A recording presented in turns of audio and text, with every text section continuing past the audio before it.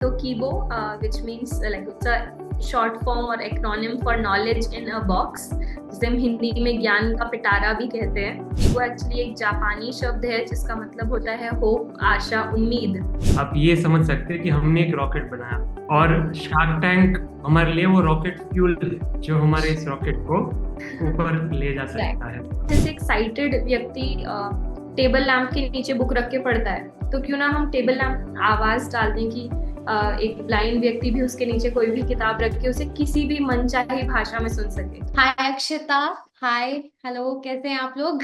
बस एकदम एकदम बढ़िया। सो शार्क टैंक में हमने आपको देखा, प्रोमोज में हमने आपको देखा, आप लोगों की पिक्चर्स हमने सुनी। आपका कॉज बहुत अच्छा है, टू बी ऑनेस्ट।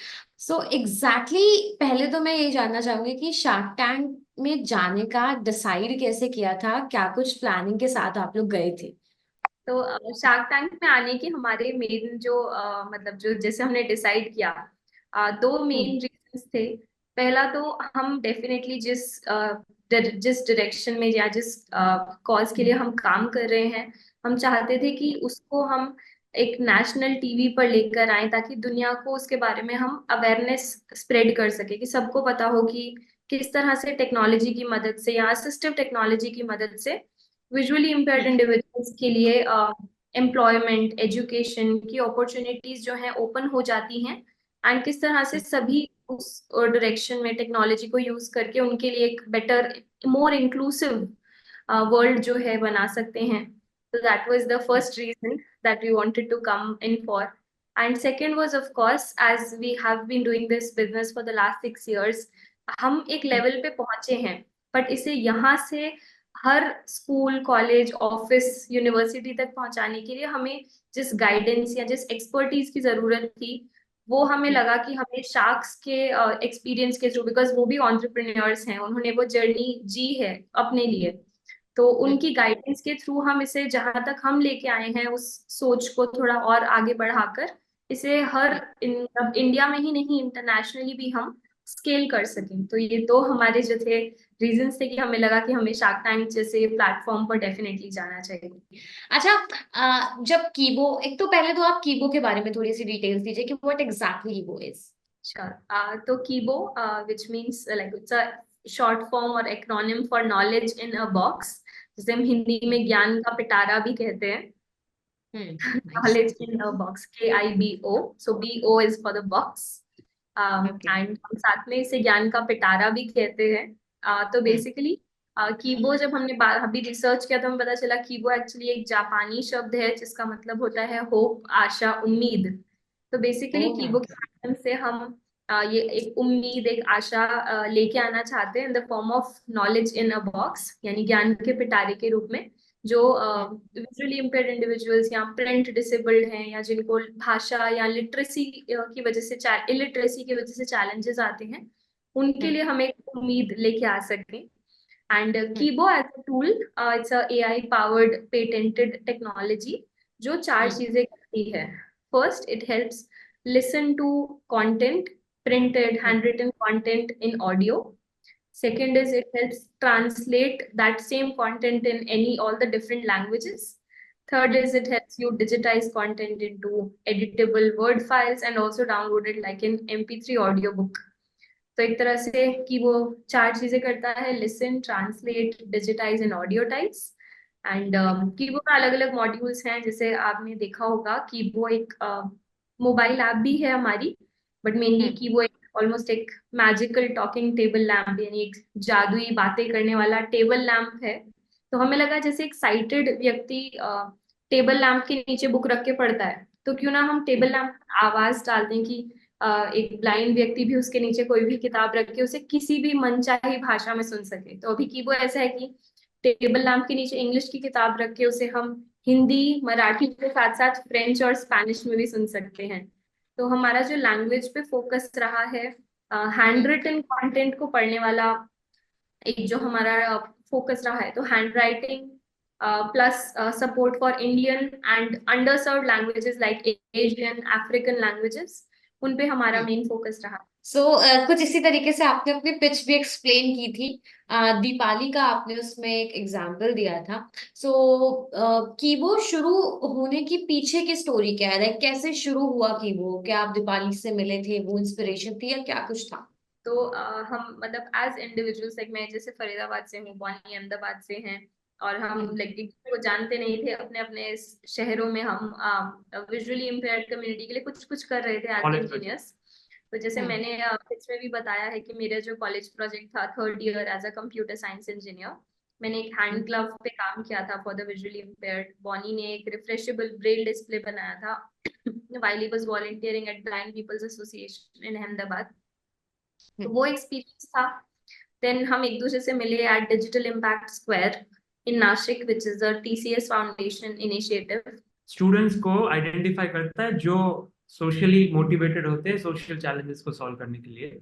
तो मैं वहाँ पे अप्लाई किया, I got selected. Akshita had applied independently, उनको भी सिलेक्शन हुआ। और क्योंकि हमारे कॉलेज लेवल पे बैकग्राउंड थे of working on college projects visual impaired लोगों के लिए, तो उन्होंने हमें ग्रुप किया एक टीम में। एंड कॉम्प्लीमेंट्री स्किल सेट्स थे हमारे, कंप्यूटर साइंस, मैकेनिकल इंजीनियरिंग, तो वैसे। और वहां से शुरुआत हुई एज इंडिविजुअल्स। अब हमें ये नहीं पता था हम क्या बनाएंगे, क्या चीज सॉल्व करेंगे। तो जब हमने यूजर रिसर्च करी first 4 to 6 months, in that process Deepali से मिले as one of the users, user study के लिए। और तब हमें पता चला कि Deepali, she was not blind from birth. वो जब अपने कॉलेज के फर्स्ट सेमेस्टर में थी तब हेल्थ कंडीशंस की वजह से उसने 1 हफ्ते के अंदर अपनी आंखों की रोशनी खो दी थी। तो as a someone who is late blind, ये काफी चैलेंजिंग है to cope up with this situation. और अब विजन, आई मीन ब्लाइंड होने के बाद लोग क्या कहते हैं कि अच्छा जाओ NGO में एडमिशन दो, ब्रेल सिखाओ, मतलब और क्या करते हैं, मतलब एक सोसाइटल अंडरस्टैंडिंग है कि ब्लाइंड है तो ब्रेल सीखते हैं। तो उसने 2 साल ब्रेल सीखने की भी कोशिश करी, but somehow she couldn't pick it up at that age. But the best part about Deepali was कि उसको अपनी एजुकेशन कंप्लीट करनी थी, and she went back, applied to colleges कि मुझे एडमिशन चाहिए। कॉलेजेस ने ना बोला, कुछ ने बोला कि हम आपको शुरू से आपको कॉलेज करनी पड़ेगी, फर्स्ट सेमेस्टर का वो रिजल्ट हम कंसिडर नहीं कर सकते क्योंकि वो आप साइटेड थी तब आपने दिया था, और अब आप सेकंड सेमेस्टर में अप्लाई कर रहे हो तो हम नहीं दे सकते। किसी ने बोला हम विजुअली इम्पेयर्ड स्टूडेंट्स को हैंडल, मतलब नहीं कर सकते, केटर नहीं कर सकते कि कैसे हम उसको पढ़ाएंगे, एक्सेसिबल बनाएंगे। काफी चैलेंजेस थे जब हम दीपाली से मिले। और तब हमें, और फाइनली उसने ओपन यूनिवर्सिटी में डिस्टेंस लर्निंग के लिए अप्लाई किया, BA मराठी पॉलिटिकल साइंस में। और फिर वहां से उसको प्रिंटेड बुक्स मिली। अब उन्होंने एक्सेप्ट तो कर लिया। अब वो प्रिंटेड बुक्स, उसकी जो कोर्स करिकुलम की थी, वो उसको जा जाके NGO को रिक्वेस्ट करती थी कि ऑर्डर, ताकि मैं इतने इक्विप नहीं थे कि वो उस टाइप के कंटेंट को उस दीपाली को पढ़ के सुना पाए। तो that was when we met Deepali. और हम दीपाली से मिले थे जब वो कंप्यूटर MSCIT यानी कंप्यूटर ट्रेनिंग का कोर्स कर रही थी national federation of the blind में। तो हम वहाँ गए, वहाँ दीपाली से मुलाकात हुई। तब हम उसके बारे में हमने पूरी मतलब बात की, उससे जाना कि कैसे, मतलब क्या सिचुएशन है, वो कैसे चीजों को अभी हैंडल कर रही है, उसके एजुकेशन कैसे है। That's when we got to know about all this, and हमें लगा कि ये एक ऐसी प्रॉब्लम है जो सिर्फ उसके लिए नहीं है, ऐसे बहुत सारे मिलियंस ऑफ पीपल हैं जिनको सेम चैलेंजेस आते हैं। तो this is a problem worth solving with technology, जिसे हम डेफिनेटली ना सिर्फ इंडिया के लिए बल्कि ग्लोबल मतलब made in India but made for the world तक ले जा सके। नहीं, बस यहाँ से शुरुआत हुई थी। और तब क्या था, दीपाली की एग्जाम की, क्योंकि कई बार क्या हुआ था कि दीपाली ने बुक्स रिकॉर्ड करने को ली थी, क्योंकि it's an effort intensive task, काफी 4 से 6 हफ्ते लग जाते हैं एक ऑडियो बुक रिकॉर्ड करने के लिए। तो उसको कई बार एक बुक्स एग्जाम्स के बाद मिलती थी, तो उसको वो कोर्स फिर से रिपीट करना पड़ता था नेक्स्ट सेमेस्टर। तो काफी चैलेंजेस थे। बट जब हम मिले तब हमने, दीपाली ने जब हमें ये बोला तो हमने उसकी बुक्स को लिया, डिजिटाइज किया, एक ऐप में डाला उसकी बुक्स को, और ऑडियो के फॉर्म में, और अब फिर वो उसको उसको दिया। दिया। तो फिर मतलब ये हम उसको देकर आए, और हम मतलब उस टाइम पायलट टेस्टिंग फेज में थे। तो हाँ, almost between January to June 2017 हमने ये रिसर्च किया, दीपाली जैसे और भी बहुत सारे लोगों से हम मिले। एंड फाइनली हम अराउंड अगस्त सितंबर हम दीपाली को वो देकर आए ऐप। उसकी बुक्स के साथ। एंड 3 महीने बाद दीपाली का फोन आता है कि दीदी मैं लाइन में खड़ी हूँ। मैंने कहा तुम कौन सी लाइन में खड़ी हो? बोली कि मैंने अपना सेकेंड का एग्जाम जो है फर्स्ट अटेम्प्ट में क्लियर कर लिया है, मैं थर्ड ईयर का फॉर्म भरने के लिए लाइन में खड़ी हूँ। तो that was when we realize कि हम कुछ तो सही कर रहे हैं and this is something that we should continue doing. तो वहां से Yeah. वो मोटिवेशन मिला कि हाँ, करना एक्चुअली चाहिए। और ऐसी स्टोरीज का सामने आना बहुत जरूरी है और आप जैसे लोगों का होना बहुत जरूरी है। आप जैसे लोग जो कॉज के लिए काम कर रहे हैं वो बहुत अच्छी चीजें हैं। शार्क टैंक में जब आप गए तो was easy to please sharks में, वाज डिफिकल्ट टू हैंडल, क्या लग रहा था? क्योंकि एक परसेप्शन हो जाता है सारे शार्क्स का। तो पहले कुछ डिस्कशन किया होगा कि किन शार्क के साथ कैसे टैकल करना है। अमन अपने जोन में होते हैं या XYZ जो भी है।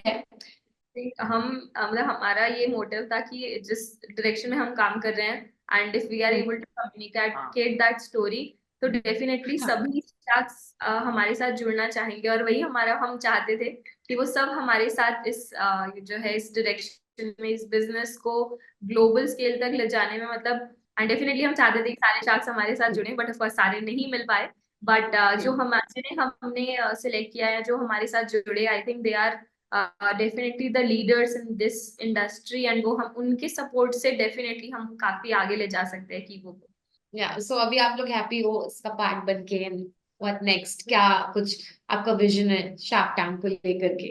Abhi, I think we are looking forward to working closely with the sharks who have put their faith and believe on us and see how with their guidance and support हम कीबो को आगे ले जा सकते हैं.